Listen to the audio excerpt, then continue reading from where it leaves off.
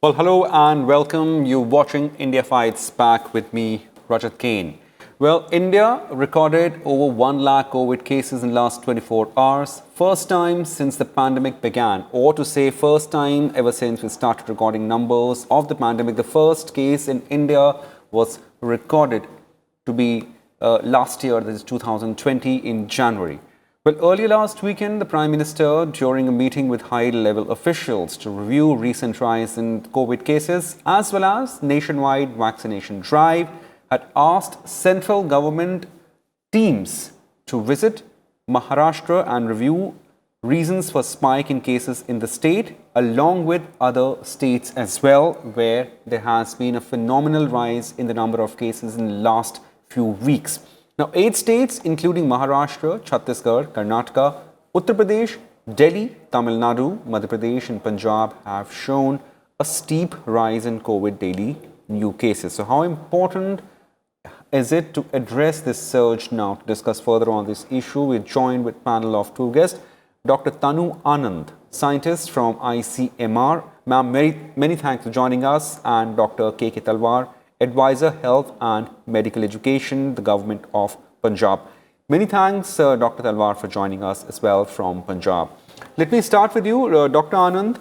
Ma'am, for the first time, ever since we started recording numbers, which is, as I explained in my introduction, January 31st, 2020, we have hit a 1 lakh mark. Of course, this is one landmark which no country wants to see. Of course, even we never thought that we'll be hitting 1 lakh in terms of COVID positive numbers. What can you assess of situation at this stage? The situation is really worrisome because the way we are multiplying in the number of cases as well as mortality is quite substantial when compared to the first peak that we had during the same time.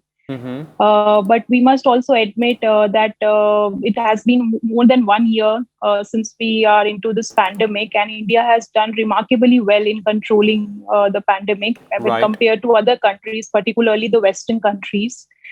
So, and we are simultaneously we have launched the biggest vaccination drive across the world, which is not no country can match to it. So definitely there is what I am seeing is a pandemic fatigue that has set in, and it's more of the people's role which is to be highlighted here, rather than the government and other implementing organizations taking the lead this time, because we have to see that this fatigue doesn't let in further, and we are having festivals coming up as Navratras, which is going to make the situation even worse. So I just want to caution, I want to say this with the pinch of salt, that we are in a worrisome situation, but we need not panic because now we know a lot of the things about the disease. And the good part is that even what we are talking about, the variants and all, the route of transmission remains the same. So it's the same SMS that we have to follow: sanitization, masking, and social distancing. That is the key to controlling this at this point. Right, Dr. Tanu Anand, many thanks for your opening remarks. So clearly, situation worrisome, but we should not panic. And what is important, which is what the experts keep emphasizing in every episode of this particular show on our news network, India Fights Back, that we should follow COVID appropriate behavior, and that is really, really important. Well, Dr. KK Talwar, sir, let's start with just understanding situation in the states. Now, Punjab is among the states, among 8 to 11 states, which has seen, a massive rise in numbers, or to say surge. What is current situation in Punjab, and what important steps is the state government taking over there? See, you're right. I think for the last, I'll say February 10th, 11th onwards, the surge started in the state of Punjab. And the numbers start rising, which was hardly 200 plus. And we gradually went up. And this surge is related to two factors. Okay. One, of course, is that we are not taking the precautionary or the protective behavioral things which are being so much sort of advertise, consult to the society, please follow that. I mean, you have big gatherings, big meetings, people are not using masks, what to say of social distance. In Punjab, there was another factor which has become operative also. That is, we did try to look at our so the viral sequencing issue, and Mm-hmm. we found that February March sample that we took for sequencing, 80% plus variants. Now, the UK variant is known to be far more contagious than the original virus. I mean, it spreads about 70% or more than the original virus, and Mm-hmm. it also affects the young people more. And that's why we looked at our data those days, that around 35 to 40% of our positive cases when we saw in February later part were Mm-hmm. below the age of 30. So I think they were getting more youngsters, schools were open, colleges were open, so they were getting infected, and they usually have a high viral load, and they are like a super spreader. So Mm-hmm. these two things, particularly this, had created a surge in the state of Punjab. And I think we have been now since then taking effective steps. Some kind of restriction on the crowds have been done. The indoor, I think indoor is one area where you have meeting, gathering in the indoor, and without use of mask, that's a very potential source of high spread. So I Mm-hmm. think the number of these meetings, social gatherings have been curtailed. Only Right. thing is there are certain political rallies, religious functions. I only wish that our community leaders realize the importance of these protective habits, particularly the use of masks. So I think Hmm. if these are, and we do see in the last 1 week or so, a number is stabilizing. And I think the closing of schools, the colleges, and these effective, some of the restrictions have helped the state to little control the further surge in the last 1 week or so. Mm-hmm. So I think, as has been said, we have to sort of convince our society that we have no way to sort of lower our guard. We need to continue with our protective habits, particularly the use of masks. And Mm-hmm. effective use of mask is very sad. You will see people wearing masks.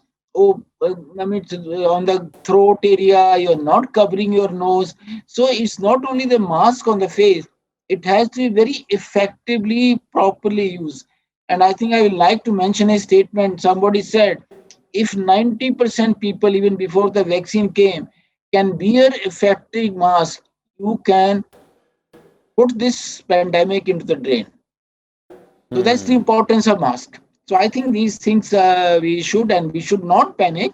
We have learned a lot for the last 1 year. Of course, we need to create a confidence in the society. But people are little concerned. I mean, when you talk of bigger lockdowns, and they people are worried about their work, their financial issues. But if we limit to these restrictions, which are Mm-hmm. the main source of spread, I'm sure we can we can control this surge also. Right, right. Dr. Tanu Anand, you also agree that some bit of restrictions need to be there. If, I mean, certainly not the lockdown, as there seems to be a common consensus in terms of the livelihood of people, and of course, like the life has to go on, because we have seen in last couple of months we have opened up quite a few things, and of course, like say. Saying that complacency is there, but there are reasons for that. So, do you agree that a bit of restrictions are important at this stage? Yes, definitely. Here, I would also like to state that we should understand the purpose of lockdown at the time which it was done last year. The purpose of lockdown was not to get the infection, prevent the infection from getting, but also Hmm. was the purpose that we wanted to prepare our health system to tackle this Right. pandemic to the scale. We were seeing the countries like Italy, France, Hmm. which had a much higher health system preparedness, and they also failing, getting overwhelmed with the number of cases. So you can very well realize that if we would not have instituted lockdown at that time, our state of affairs would have been different. But at this Hmm. point of time, when we know a lot about the disease, though many things need to be deciphered further, Lockdown is not a solution, but definitely, as Talwar sir also said, that restriction of movement, and that has to be self, like every individual has to take that responsibility. As a government, as other implementing agencies, we can just put in some regulations. But if realization and public of India, despite being such a very populated country, has done very well in doing so. So I would again urge on this forum to the public, general public, to themselves take this initiative of restricting the movement and avoiding unnecessary travel, uh, just to control this surge. And I'm sure we are going to get over it with very soon. Dr. Anand, before I go to Dr. Talwar, I mean, in terms of the mass immunization program or the vaccination, in last weeks, as we have seen the cases or the positive cases rising, what has been the response towards vaccination across the country? Yes, it is good to see that even the vaccine hesitancy is now going down, and people are coming up and taking up the vaccines. And particularly with opening up of this bracket of 45 years, irrespective of whether you have morbidity or not, you can see that we have been able to get a large population vaccinated. I think here also I would like to say that vaccine is a tool to prevent you from serious forms of infection, but that has also gone into kind of a laxing behavior on the part of vaccinees, that they have now got vaccinated and they will not get the infection. So this is a misconception about the vaccination also. So you need to realize that even after vaccinating yourself, one has to follow this COVID appropriate behavior, because the purpose of vaccination is to attain that herd immunity, to immunize the population to a certain level that it is not able to get the infection. So we don't have to think of individuals, but we have to think of the populations here. So definitely vaccine has been upscale. It is now running round the clock. Many people are taking it up. Vaccine hesitancy has gone down. So that is a positive sign. But we are still away from the reaching that level where we can say that there is no transmissibility of the virus. So that is called herd immunity. We need we are aiming for that, but it is going to take a while because we have such a Well, absolutely. We are aiming to reach a certain threshold in terms of herd immunity so as to break the chain of sequence in the spread of virus. That's what Dr. Tanu Anand was saying. Dr. K.K. Talwar, sir, in terms of the vaccination drive in Punjab, what has been the response, and do you find a correlation, or rather, is there a medical correlation, the number of immunization we have in a certain area, the cases or the spread will definitely come down? Is there any study to prove it? See, as far as at the moment, the initial hesitancy, as Doctor mentioned, I mean, the people were a little hesitant in the beginning, but now people are realizing and coming out. And of course, I'll say that each government has to take some kind of a proactive steps that the vaccine is available at the, I mean, more close, I mean, it's like very close to their houses kind of a thing. You see, it's not easy for old people sometimes to walk to different places or take some vehicle to reach there. Now, in this particular disease, we have to be proactive. So I think in Punjab, we have already started that in the wards or mahallas, you make some kind of a place where you can have a vaccination team with all their precaution, so that people can walk to that place in their locality. They don't have to go far. And I think this this kind of we have adopted this strategy in some districts, and our people are sort of is more helpful us to convince people to come and vaccinate. And number of vaccination number has gone up in the last some days. We look in Punjab, we were little slow in the beginning, but this has helped us. Of course, the surge also, people initial hesitancy, some rumors and all that people have realized, and the media's contribution of sort of impressing upon the society that rumors have no kind of basis. I think it has helped, and I'm sure as far as the effect of vaccination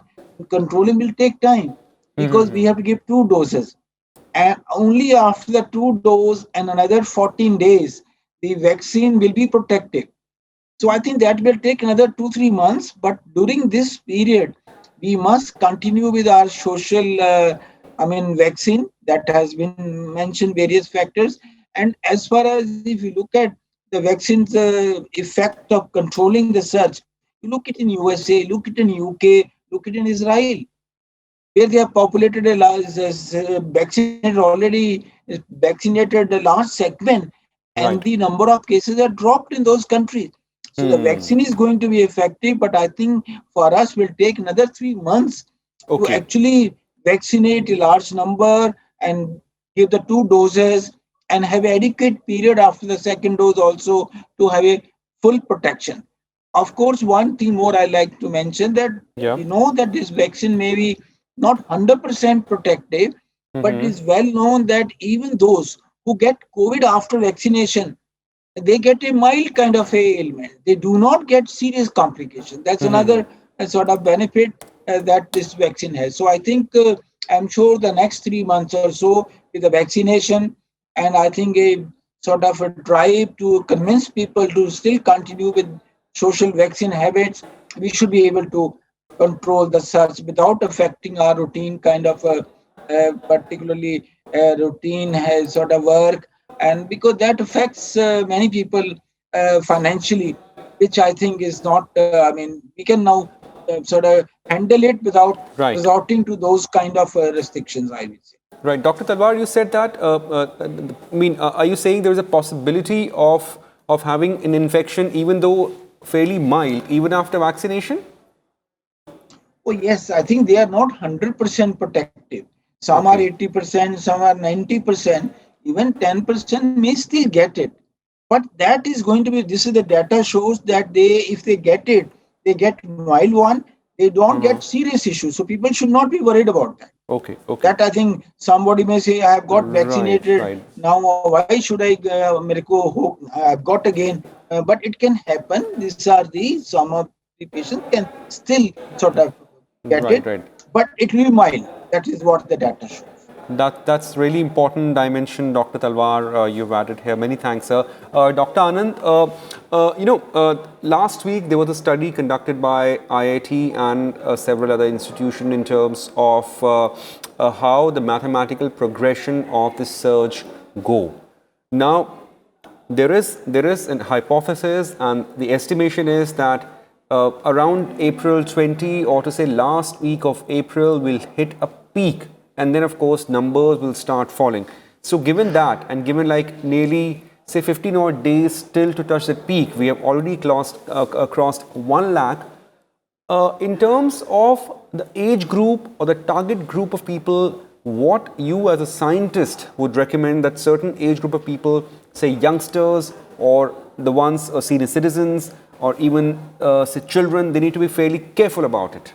Which age group you think is most vulnerable in terms of A, infection, and second, as carrier of this disease?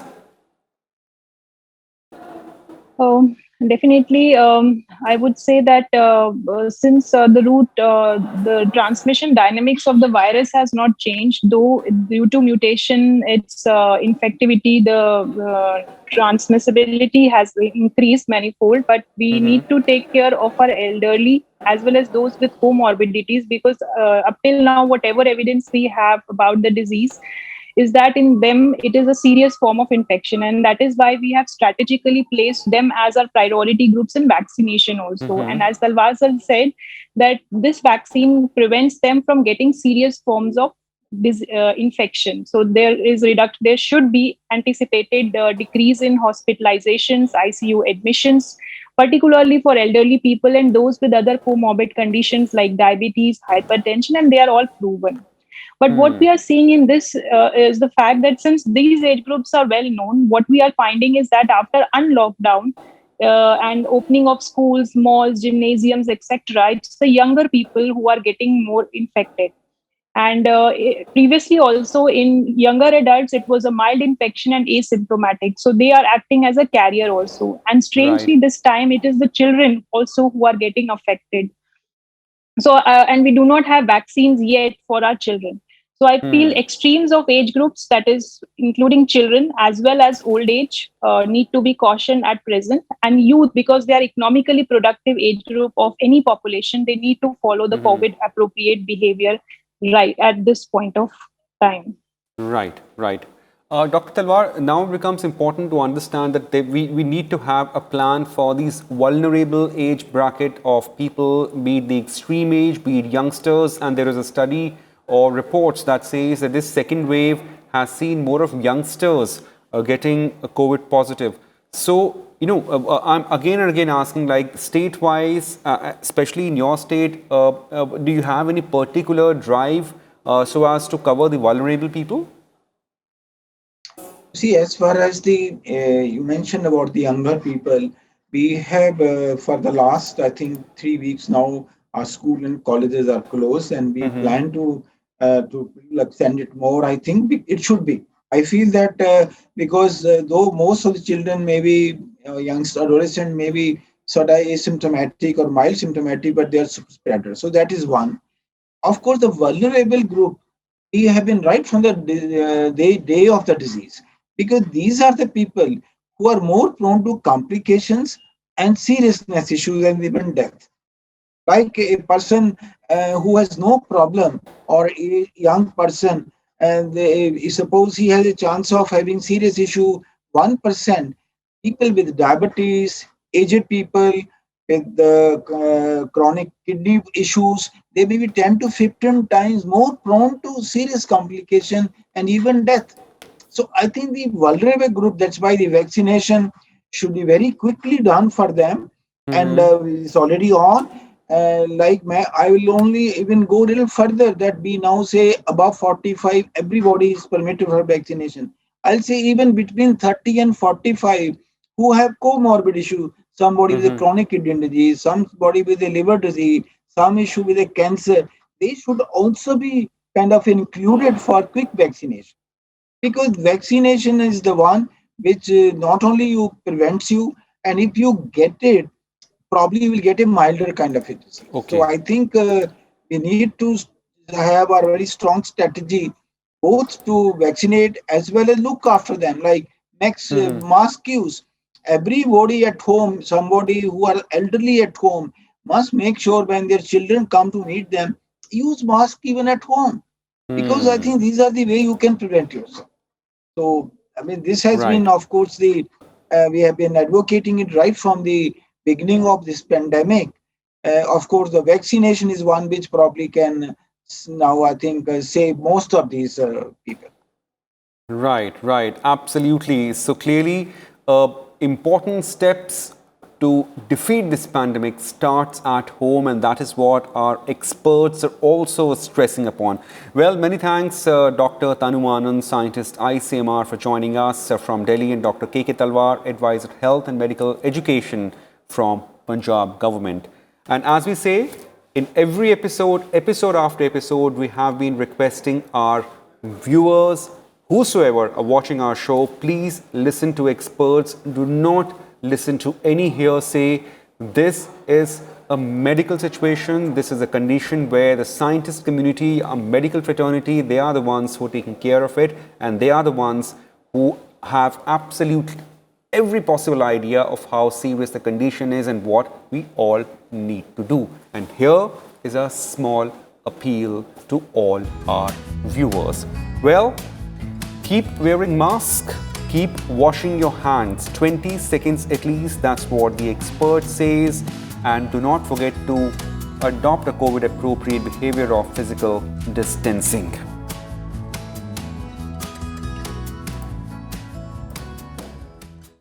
Well, that's it in this edition of India Fights Back. Thank you. Goodbye.